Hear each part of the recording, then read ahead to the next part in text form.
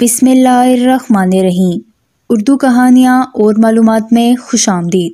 57 मुसाफिरों से भरा तैयारा उड़ा, लेकिन 37 साल बाद एयरपोर्ट पर क्यों उतरा? तैयारी की हैरानकुन कहानी सुनने से पहले मेरे चैनल उर्दू कहानियाँ और मालूमात को सब्सक्राइब करके बेल नोटिफिकेशन को ऑन कर दें ताकि आने वाली चैनल अपडेट से आगाह रहें। जहाज का सफर अमूमन जिंदगी भर याद रहता है, क्योंकि बादलों के दरमियान खुद को महसूस करने का अलग ही मजा है। मगर कुछ सालों पहले ऐसा हैरान कर देने वाला वाकया पेश आया कि दुनिया भर के तमाम माहिरीन, सीए, हुकाम और लोगों को परेशान करके रख दिया। आखिर क्या होगा ऐसा कि 37 साल के बाद तैयारा पुरअसरार तौर पर लैंड हुआ, मगर दोबारा कहीं फिजा में गायब हो गया। 1992 में जनूबी अमेरिका वेनेजुएला के एयरपोर्ट की हदूद में अचानक एक तैयारा नमूदार हुआ, जिसकी किसी भी रेडार पर नकलो हरकत नजर नहीं आ रही थी। मगर एयरपोर्ट के कंट्रोल रूम ने तैयारे के पायलट से राब्ता किया तो तैयारे के पायलट ने सवाल किया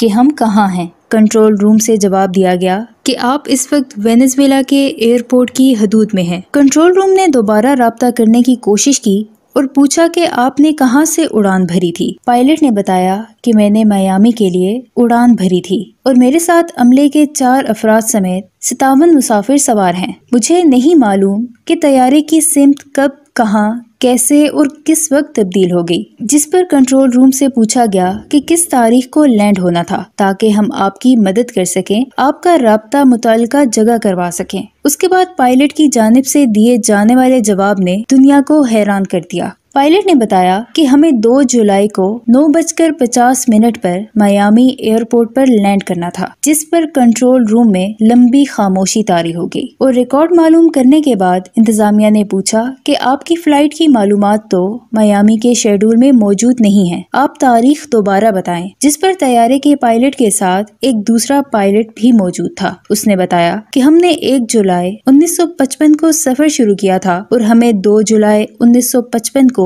9:50 पर पहुंचना था, लेकिन हमें खुद नहीं मालूम कि हमारा राब्ता कब कंट्रोल रूम से खत्म हुआ और हम यूं भटक गए। चूंकि तैयारा वेनेजुएला के करीब था, एयरपोर्ट के लैंडिंग होने वाली थी, तो कंट्रोल रूम में मौजूद एक मुलाजिम ने कहा कि आप खैरियत से लैंडिंग कर लें, हम आपकी भरपूर मदद करके आपको जाए वकुआ पर पहुंचा देंगे। मगर शायद आपको तारीख और वक्त को लेकर गलत फहमी हो रही है, क्योंकि ये अक्टूबर 1992 चल रहा है और आप वेनेजुएला की हदूद में लैंडिंग कर रहे हैं। जिसके जवाब में पायलट की खौफजदा आवाज सुनाई दी, ओह मेरे खुदा। कंट्रोल रूम के मुताबिक पायलट ने वाज़ेह तौर पर ठंडी आहें भरी, ताहम और कोई बात नहीं की। तैयारी को निहायत महारत से रनवे पर उतार दिया गया। इस दौरान पायलट ने अपने साथी से कहा कि ये सब क्या हो रहा है, यकीनन कुछ बहुत गलत हुआ है। इसी दौरान पायलट को कहा जाता है कि आप इत्मीनान रखें, आपकी मदद की जाएगी। जिसके जवाब में पायलट ने कहा, मुझे किसी मदद की जरूरत नहीं,